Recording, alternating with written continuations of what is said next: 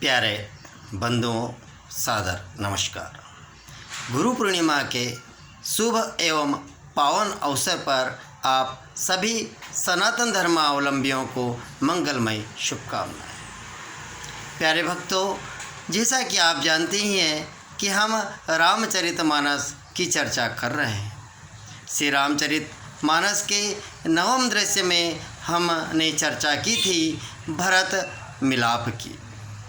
हमारे राजा भरत नवम दृश्य में उनके बचपन की बातों को निषाद राज को सुनाते हैं। वे और निषाद राज भगवान श्री राम से मिलने के लिए चलते हैं और ठीक उनके पीछे पीछे गुरुदेव माताएं आदि आ रहे हैं। प्यारे बंधुओं, इधर भगवान श्री राम अपनी पर्णकुटी में जब भगवान सूर्य आदि की पूजा करने जाते हैं तो माँ जानकी उन्हें कहती है कि मुझे आज स्वप्न में भरत समाज सहित मिलने के लिए इधर आ रहे हैं, ऐसा दिखा था।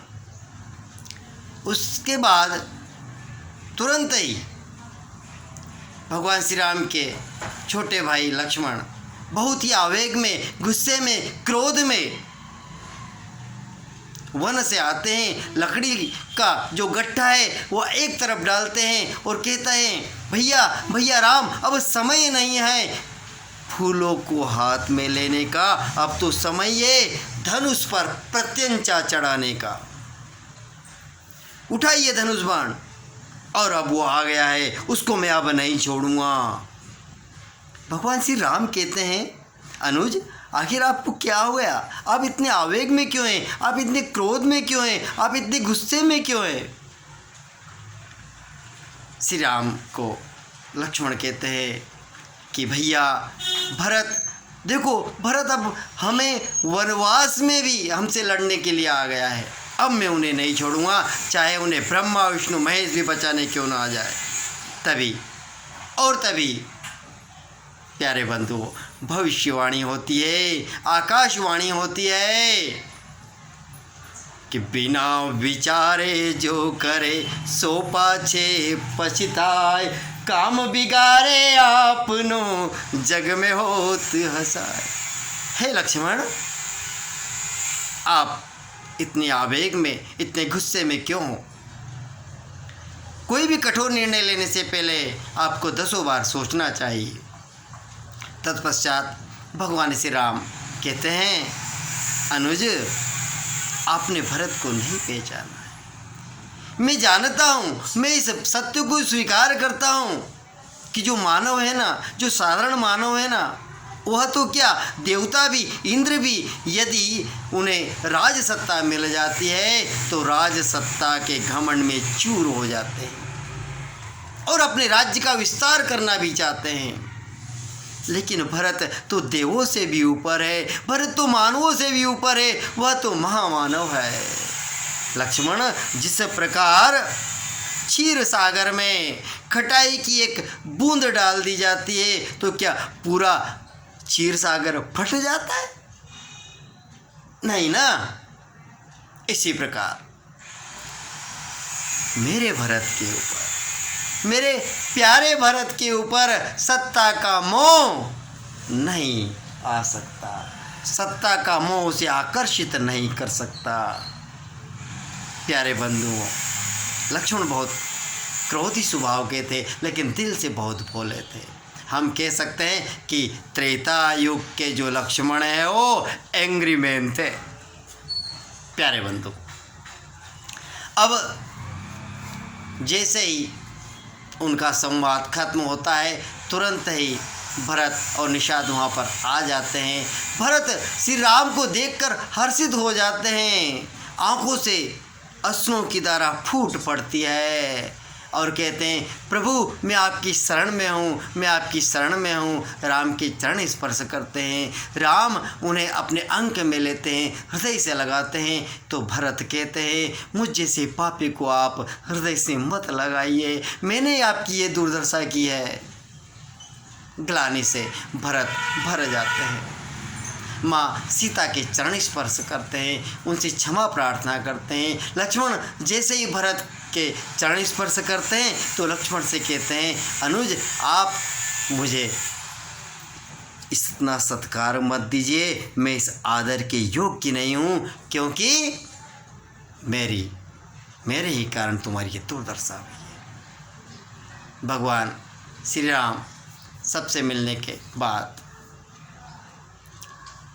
अपने गुरु माता पिता के हाल चाल पूछते हैं, उनकी कुशल क्षेम पूछते हैं। जैसे ही पिता की कुशल क्षेम पूछते हैं ना, भरत के नयनों से अश्रुओं की धारा फूट पड़ती है और कहते हैं, भैया भैया हमने पिता को खो दिया है, हमारे पिता हमसे बिछुड़ गए हैं। जैसे ही भरत के मुंह से यह बात भगवान श्री राम के श्रवणों में पड़ती है ना, उनके कानों में पड़ती है ना, मानो श्री राम के ऊपर वज्राघात हो चुका है। राम पल भर के लिए मूर्छित हो जाते हैं, गिरने लग जाते हैं, उन्हें सुध नहीं रहती है। राम की आंखों से जो नयन कमल है, जिनकी आंखें बहुत ही सुंदर है, उन आंखों से आज अश्रुओं की धारा फूट पड़ रही है। शब्द निकल नहीं रहे हैं, कंठ अवरुद्ध हो गया है और कहते हैं, भरत आप ये क्या कह रहे हो। लक्ष्मण हतप्रभ हो जाते हैं। माँ जानकी भी फूट फूट कर रोने लगती है। लक्ष्मण कहते हैं, भैया भैया आज हम अनाथ हो गए हैं। भगवान श्री राम जो सबके नाथ है, लक्ष्मण की हाँ में हाँ मिलाते हैं और कहते हैं, हाँ भरत आज हम अनाथ हो गए हैं। देखिए बंधुओं, कितना करुण दृश्य है। जो सबके नाथ है वो आज अनाथ हो गए हैं। लड़का, पुत्र, बेटा चाहे कितने ही बड़ा क्यों न हो जाए, कितनी ही उम्र का क्यों न हो जाए, कितने बड़े पद पर ही क्यों न पहुंच जाए, चाहे पूरी दुनिया का सम्राट ही क्यों न हो जाए, लेकिन जब पिता का साया उड़ता है ना तो उसके मुख से एक शब्द निकलता है कि मैं अनाथ हो गया। आज राम और लक्ष्मण भी वैसा ही महसूस कर रहे हैं। कुछ देर के पश्चात गुरुदेव आते हैं, माता पिता आते हैं, गुरुदेव आते हैं और उनकी माताएं आती हैं। भगवान श्री राम सभी को प्रणाम करते हैं, कुशल क्षेम पूछते हैं। पिता का तर्पण तो बंधुओं भगवान पहले ही कर लिए होते हैं, क्योंकि उन्हें पता लग जाता है वे तो इस सृष्टि में, इस पृथ्वीलोक में अपनी नर लीला करने के लिए आते हैं। तत्पश्चात सभी लोगों से मिलते जुलते हैं, सदन लगता है। वहाँ के लोग जो समाज जनाते हैं आपस में चर्चा करते हैं कि अब तो राजा जनक भी आ रहे हैं, अब तो राम को मनाने आ रहे हैं, तो वे मना कर ले जाएंगे।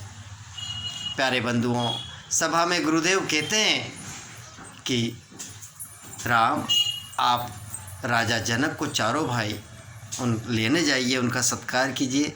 राजा जनक सभा में उपस्थित होते हैं। राजा जनक को गुरुदेव कहते हैं कि आप दोनों परिवार में सबसे श्रेष्ठ है, ज्येष्ठ है, अतः हे विदेहराज आप न्यायाधीश की कुर्सी पर विराजित होइए। और प्यारे बंधुओं, जैसे ही राजा जनक न्यायाधीश की कुर्सी पर विराजित होते हैं, सब लोगों के मन में खुशी होती है कि अब तो श्री राम मान जाएंगे। तो तुलसीदास जी ने यहाँ पर कितना प्यारा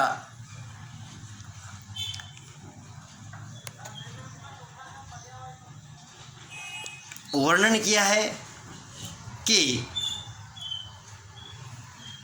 प्रेम अमीय मंदरु बिरहु प्रेम अमिय मंदरु बिरहु भरत पयोधि गभीर मति प्रगटे सुर साधुहित कृपा सिंधु रघुवीर।